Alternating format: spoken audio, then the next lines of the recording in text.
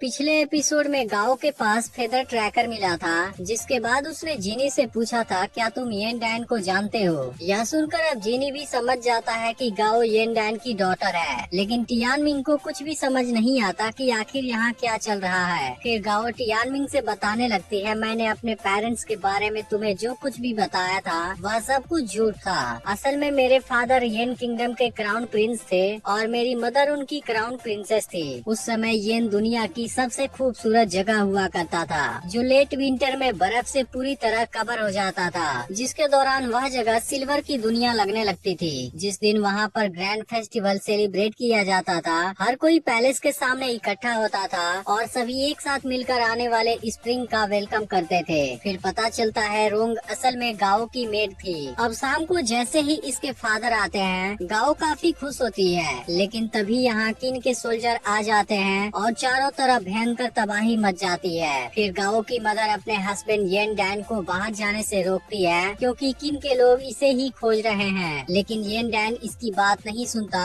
और बाहर चला जाता है। अब इन बातों से गाओ बहुत ज्यादा दुखी हो जाती है और वह भागते हुए अपने फादर के पीछे जाती है। लेकिन तभी अचानक से इसके फादर के सामने कोई आ जाता है और इसे मार देता है, जिसके तलवार की बनावट बिल्कुल जीनी के जैसे होती है। इसलिए गाओ समझती है जीनी ही उसके फादर का कातिल है। इस पर जीनी कहने लगता है, अगर तुम मुझे मरता ही देखना चाहते हो फिर केवल एक बार यह बात मुझसे बोल दो। लेकिन तभी यहाँ पर बहुत सारे क्रिम्सन स्नेक आने लगते हैं, जिसके साथ में चीलियान होती है। इसे देखते ही टियानमिंग इसके साथ बहस करने लगता है, जिसके बाद चीलियान अपने फायर चार्म से इसको अपने कंट्रोल में करने लगती है, जिसे देख जीनी इसे चीलियान की आंखों में देखने से मना करता है। इसके बाद जीनी अपना तलवार निकालने जाता है, लेकिन वह ऐसा नहीं कर पाता, क्योंकि अब इसकी बॉडी के अंदर एक पॉइजन फैलने लगा है। फिर चीलियान कहने लगती है कि अगर तुम जबरदस्ती करने की कोशिश करोगे फिर आग और बर्फ तुम्हें एक साथ फील होगा, जिसकी वजह से यह पॉइजन तुम्हारी बॉडी के अंदर फैलता रहेगा।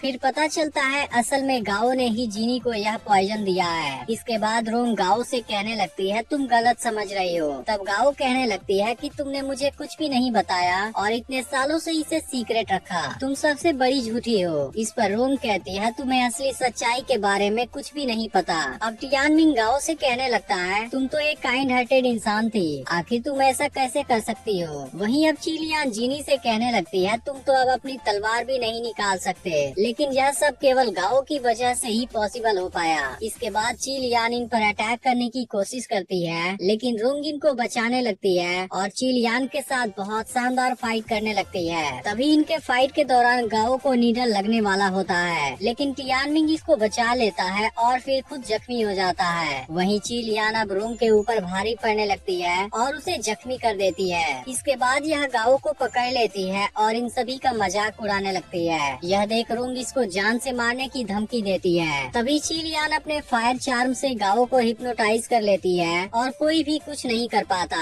अब गाओ रोंग से पूछने लगती है, मुझे प्रोटेक्ट करना क्या तुम्हारी जिम्मेदारी नहीं है। अब चीलियान इसे कंट्रोल करने लगती है और रोंग से जीनी को मार देने का ऑर्डर देती है, जिसे सुनते ही टियानमिंग और रोंग दोनों परेशान हो जाते हैं। तब चीलियान रोंग से कहती है, अगर तुम अपनी प्रिंसेस को बचाना चाहती हो फिर तुम्हें जीनी को मारना ही होगा। इसके बाद रोंग के पास कोई दूसरा ऑप्शन नहीं होता, इसलिए वह जीनी को मारने के लिए तैयार हो जाती है। लेकिन तभी अचानक से यहाँ पर एक मशीन आ जाती है, जो चीलियान के सभी स्नेक को मारने लगती है। लेकिन अब यह कंट्रोल से बाहर हो जाती है और इनको भी मारने के लिए आगे बढ़ने लगती है। तभी बैन अपना मैकेनिकल बर्ड लेकर यहाँ आ जाता है, जिसके बाद जीनी रोंग और टियानमिंग को लेकर इसके ऊपर आ जाता है। लेकिन गाओ अभी भी माउंटेन के ऊपर होती है और मशीन इसे मारने के लिए आगे बढ़ने लगती है। यह देखते ही बैन इसे बचाने की पूरी कोशिश करता है और गाओ रोंग का हाथ पकड़ने के लिए जंप लगा देती है। लेकिन तभी चीलियान एक पत्थर से इस पर अटैक कर देती है, जिसके बाद गाओ यहाँ से नीचे की तरफ गिरने लगती है और यह देख सब काफी परेशान हो जाते हैं। इसके बाद टियानमिंग भी कुछ नहीं कर पाता, लेकिन इस बात से स्ट्रॉन्ग बनने का इसका जज्बा और भी पावरफुल हो जाता है। वहीं अब गाओ नीचे की तरफ गिरने लगती है, लेकिन अब बैन अपने मैकेनिकल बर्ड को तेजी से नीचे लाता है और जीनी गाओ का हाथ पकड़ लेता है। लेकिन गाओ इसे देख बिल्कुल भी खुश नहीं होती और जीनी से अपना हाथ छोड़ देने के लिए बोलने लगती है। लेकिन तभी गाओ को जीनी के पास एक नेकलेस नजर आती है, जो बिल्कुल उसके पास वाले नेकलेस के जैसी होती है। अब जीनी जिनी अपने बॉडी में मौजूद पॉइजन की वजह से कमजोर होने लगता है और गाओ का हाथ छूट जाता है। लेकिन इस बार टियानमिंग कुछ नहीं सोचता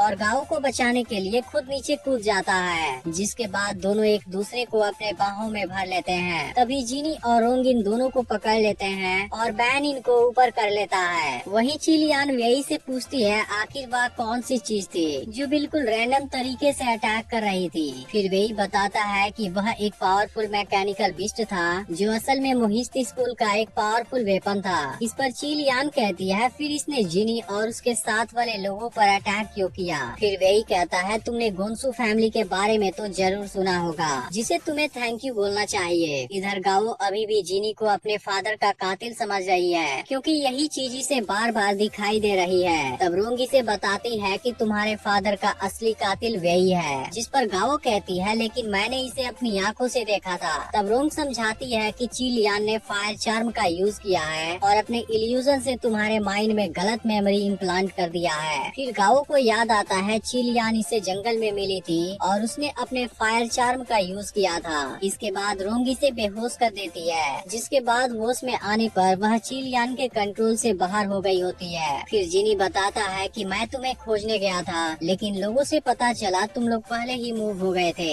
इसके बाद जिनी गाओ से बताता है तुम्हारे फादर तुम्हें और तुम्हारी मॉम को बहुत प्यार करते थे और तुम लोगों का प्रोटेक्शन ही उनका आखिरी विश था, लेकिन यह सब की असैसिन प्लान के फेलियर की वजह से हुआ। अब गाओ इस बारे में पूछने लगती है। फिर जिनी बताता है यह एक बहुत ही इम्पोर्टेंट प्लान था जिसकी वजह से बहुत से लोगों की तकदीर बदल गई थी। इस पर गाओ पूछती है क्या यह चीज मोहिस्त स्कूल के हीरो के मौत से भी जुड़ी है। तब रोंग बताती है हाँ, यह 12 साल पहले की बात है। उस समय तक यिंग जेंग हान और वेई को डिस्ट्रॉय कर चुका था और अब चू पर अटैक कर रहा था, जिसके दौरान लोगों को बहुत सी तकलीफें सहनी पड़ी थी और फाइनली चू के लोगों ने इसका विरोध किया, लेकिन फिर भी अंत में चू किन से हार गया। सियांग जेन जिन्होंने चू आर्मी को लीड किया था उन्होंने हार की वजह से सुसाइड कर लिया, जो कि असल में सोयू के ग्रैंडफादर थे। जब तुम्हारे फादर को पता चला कि येन अब किन का अगला टारगेट होने वाला है, वह अपनी फैमिली के साथ कुछ नहीं होने देना चाहते थे, इसलिए उन्होंने यिंग जेंग को मारने के लिए एक असैसिन को भेजा था जिसमें मोहिस्त स्कूल उनका सबसे बड़ा साथी बना था और इसके लिए उन्होंने 3 साल तक प्लानिंग भी की थी। लेकिन बदकिस्मती से यह प्लान फेल हो गया और यिंग जेंग को जब इस बारे में पता चला फिर उसने येन पर अटैक करने के लिए अपने आर्मी को भेज दिया।